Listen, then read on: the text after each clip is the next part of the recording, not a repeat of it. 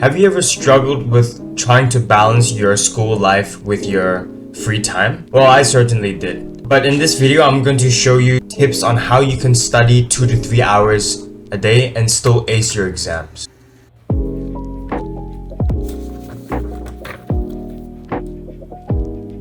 Every time I study, I use a protocol called deep work. You might have heard of this one before.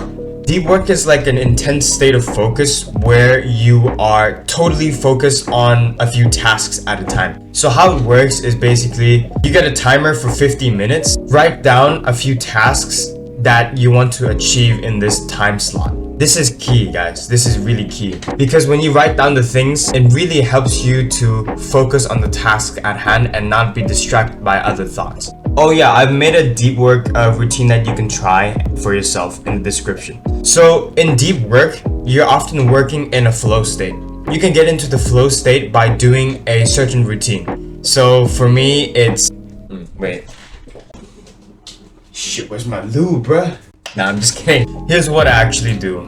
I take 5 deep breaths, and on the 5th breath, I inhale for 5 seconds and then I exhale for 5 seconds. I actually don't only do this in studying, I also do this when I'm in a basketball game and I'm trying to calm myself down and get into the zone. Another thing that people often don't really think about and people ignore about studying is proper sleep and proper diet. If you don't have enough sleep, your brain literally fucks up. Have you ever tried getting like 6 to 7 hours of sleep and then trying to study? It's like trying to lift heavy weights when you haven't eaten food in like 2 days. I was speaking about eating. The diet that you should be eating, or rather the food that you should be avoiding, is eating carbs and eating sugar before study sessions. Because when you eat carbs, you get a carb crash.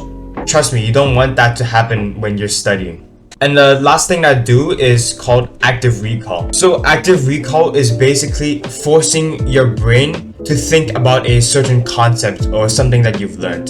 There are many ways to achieve active recall, but the main ones that I use, flashcards and past papers.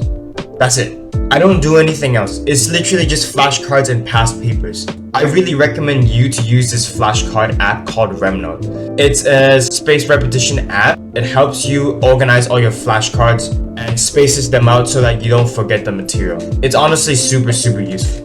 And speaking about past papers should actually be your main focus. What they tested you last year will be the same exact thing that they will test you this year, just phrased a little bit different.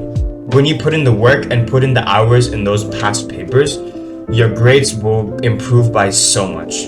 I think what a lot of people get wrong about studying is that studying more equals learning more and getting better results.